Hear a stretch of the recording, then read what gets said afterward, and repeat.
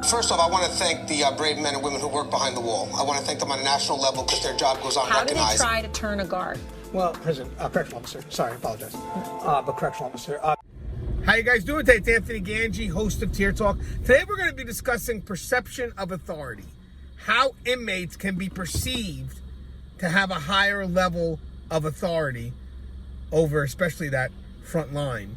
And the reason why we need to have this topic is because I get a lot of emails of frustration. I get a lot of staff members that send me emails that are frustrated because they feel that the supervisors and the inmates are too close, and that allows for the inmate to kind of get some carte blanche. And I would challenge that. I would definitely let the supervisor know. So this is just a video response to those emails. Something that, again, we covered before, but maybe people don't realize in those higher positions how they're giving those inmates that level of authority. So I'm going to give them the benefit of the doubt. And that's why we're doing this video. I'm going to explain it to them. But after this video is done, there's no more excuses. Your ways got to change.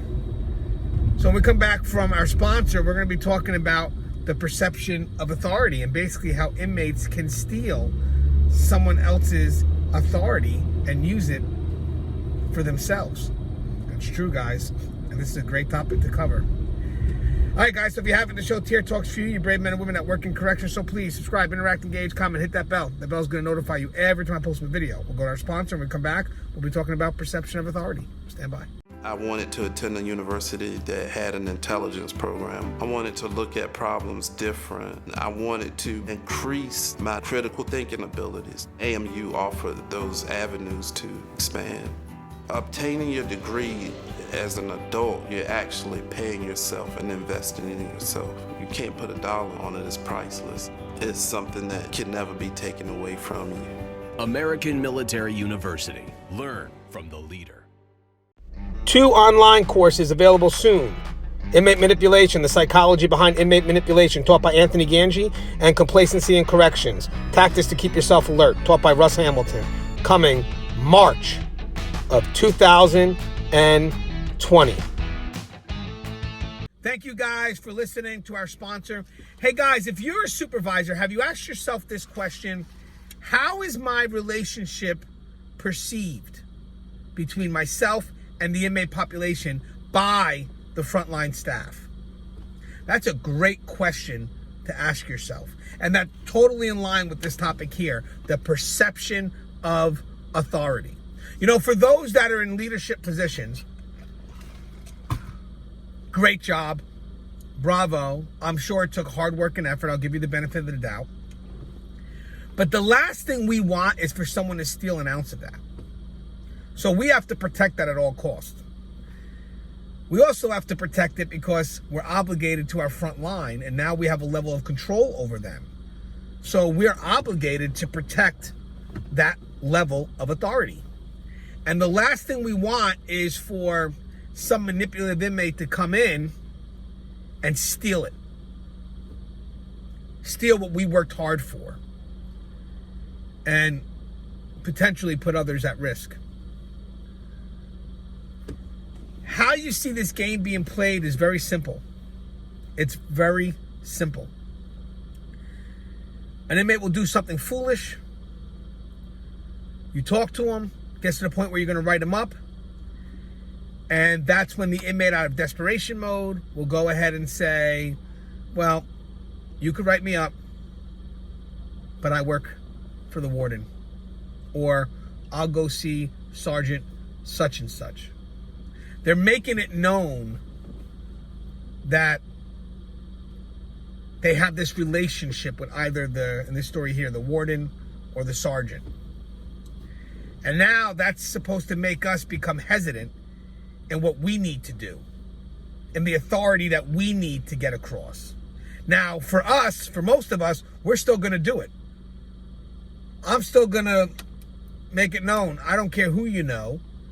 I don't care where you're going to go. I'm going to go ahead and write it, and you'll deal with it.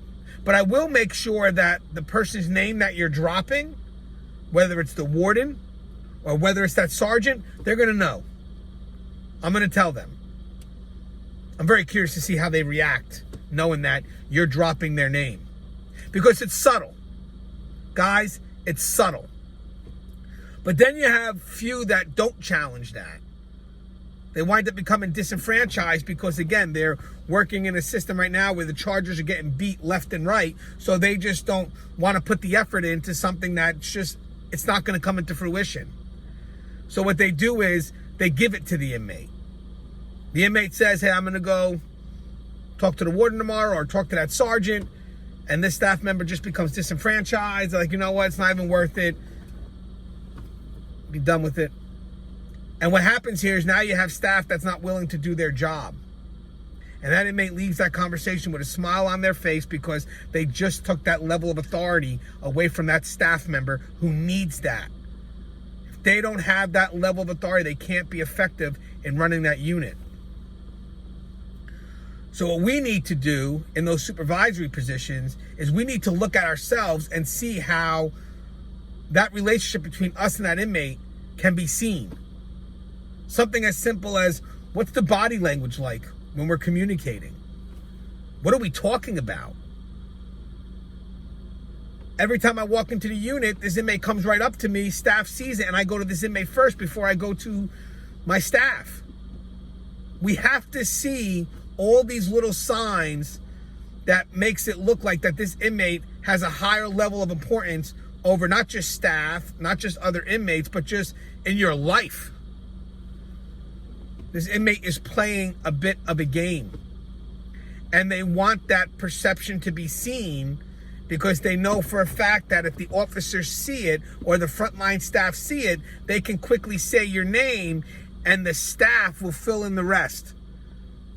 So the moment they say, yeah, I'm going to go talk to Sergeant such and such, staff is thinking, oh, they're close. So if I go to write it, most likely he'll throw it out.